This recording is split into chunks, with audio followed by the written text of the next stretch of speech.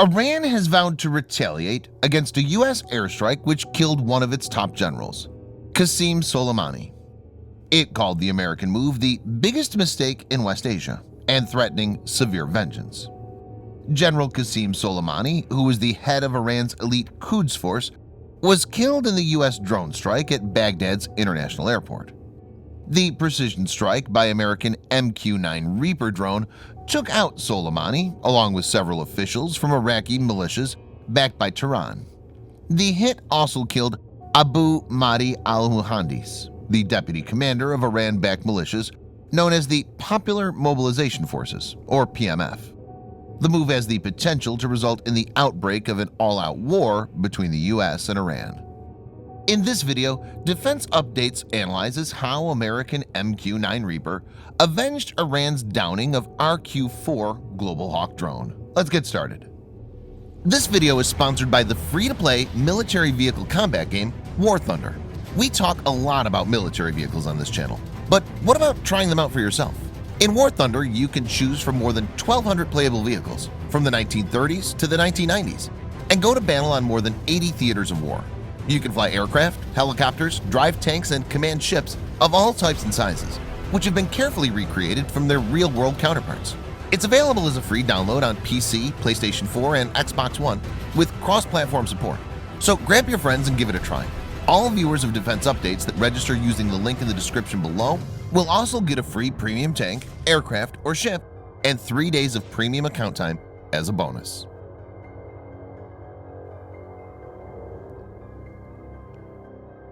American President Donald Trump tweeted on Friday morning, "General Qassim Soleimani has killed or badly wounded thousands of Americans over an extended period of time and was plotting to kill many more but got caught."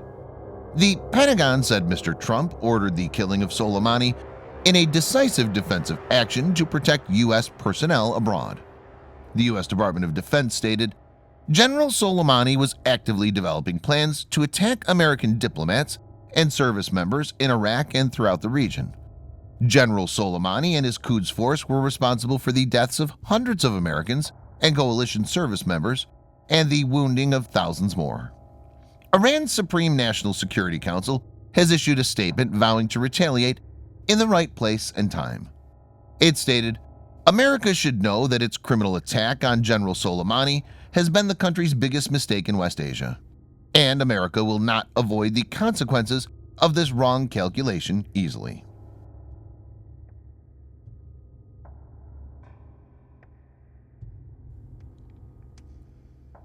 The Northrop Grumman RQ-4 Global Hawk is a high-altitude, long-endurance, HAL, unmanned aircraft system, UAS. It was initially designed by Ryan Aeronautical, which is now part of Northrop Grumman. The Global Hawk performs duties similar to that of the Lockheed U-2. The RQ-4 provides a broad overview and systematic surveillance using high-resolution synthetic aperture radar (SAR) and long-range electro-optical infrared (EOIR) sensors with long loiter times over target areas.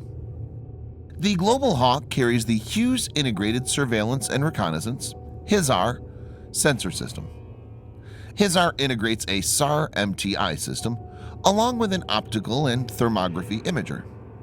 All three sensors are controlled and their outputs filtered by a common processor and transmitted in real time at up to 50 megabits to a ground station. Global Hawk is capable of taking high-definition and infrared images, as well as can intercept telephone and radio chatter.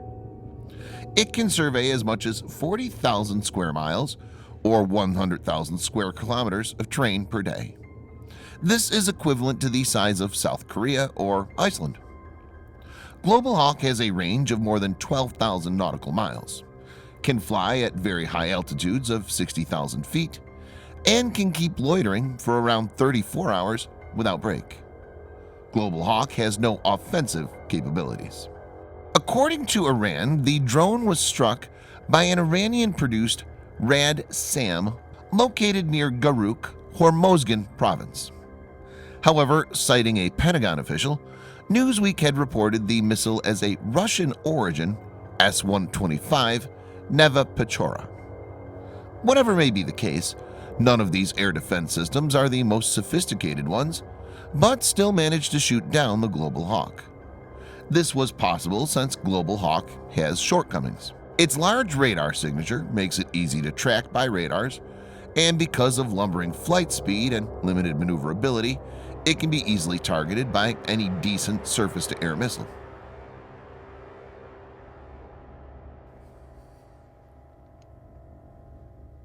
On March 9, 2018, the U.S. Air Force officially retired Predator, a platform that initiated a new era of unmanned air combat. Predator was best known for its ability to deliver precision strikes, as their controllers sat halfway around the world in small and discreet bunkers. The decision to pull the MQ-1 Predator fleet was pre-planned, but its legacy will carry on in the form of its bigger brother, the MQ-9 Reaper, an aircraft that will become the mainstay of U.S. Air Force drone operations. Reaper brings in much more to the table when compared to Predator. Predator had an endurance of 24 hours, a service ceiling of 25,000 feet, a range of 675 miles or 1,100 kilometers, and a max speed of 135 miles per hour or 217 kilometers per hour. Reaper has an endurance of 27 hours, a service ceiling of 50,000 feet, a range of 1,151 miles or 1,852 kilometers, and a max speed of 300 miles per hour or 482 kilometers per hour. The U.S. Air Force also has plans to acquire extended range ER upgrade kits for almost all the Reapers. With the ER kit, Reapers will have an endurance of up to 42 hours without external stores. Reaper's main sensor is the nose-mounted MTS-B multispectral surveillance and targeting turret, and its fuselage-mounted Lynx synthetic aperture radar. But Reaper's pylons are very versatile and can be used to carry a variety of tactical equipment like communications relay hops, electronic warfare pods, as well as wide area aerial surveillance (WAAS) camera arrays. The additional sensors are designed to act in conjunction with the drone's main sensors.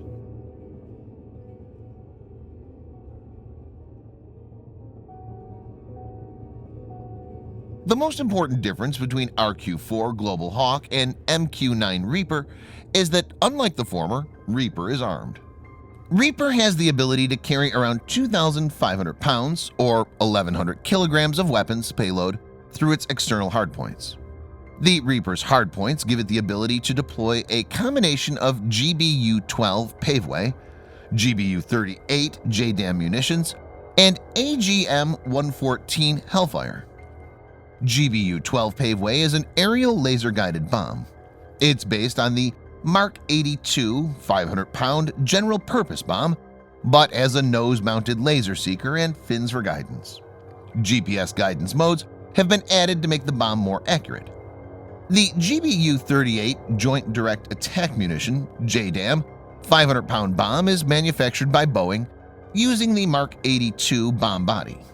JDAM is a guidance kit that has an inertial guidance system coupled to a GPS receiver that converts unguided bombs into all-weather smart munitions. JDAM has a published range of up to 15 nautical miles or 28 kilometers. AGM-114 Hellfire air-to-surface missile is capable of precision strikes.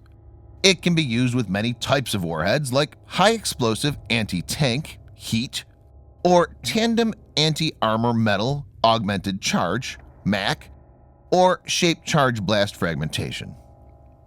As per initial reports, AGM-114R9X, which is a special variant of Hellfire, has been used to take out Soleimani. The weapon, instead of using exploding warheads, is thought to deploy 6 long blades that extend outward just before impact and minces its target. It's dubbed a speeding anvil, ninja bomb, and the flying Ginsu, because the blades are so sharp that they can rival a chef's knife.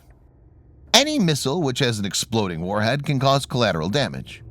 But the AGM-114R9X, devoid of explosive, is able to limit the collateral damage and is suitable for extreme precision strikes. It's unclear if the missile's blade spins during the strike, and if so, how the mechanism works. AGM-114R9X has been used scarcely and only against very high-value targets.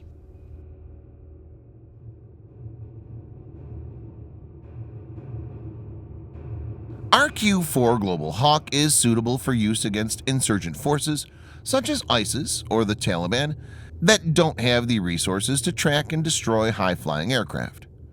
But against a decently equipped military, it's very vulnerable. Most experts agree that against countries like Russia and China, Global Hawk has a very limited chance of survival. Soleimani was in the U.S. hit list for a long time, and it's only now that his luck ran out. It's a big win for American intelligence, surveillance, and precision strike capability. Thanks for watching. Subscribe for more videos like this. Hit the like button if you find the video interesting, and kindly provide your feedback in the comment section. This will help us improve.